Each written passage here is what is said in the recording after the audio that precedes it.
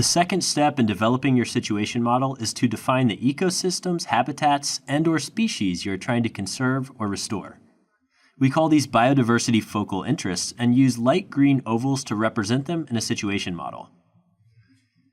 Identifying biodiversity focal interests is part of a broader process that is described in more detail on pages 12 and 13 of the USAID Biodiversity How-To Guide 1 and on pages 8 through 12 of Supplemental Guide 1. The main thing to keep in mind is that you are trying to define a limited set of ecosystems, habitats, and species that collectively represent the biodiversity you are looking to conserve within your program scope. It is useful to think about ecosystems and habitats first, and then ask yourself if there are any important species that would not be conserved even if the ecosystem or habitat were conserved. An example of this would be a species that is subject to unsustainable hunting or collection. Even if the forest is in good shape, a species could be hunted to extinction within that area.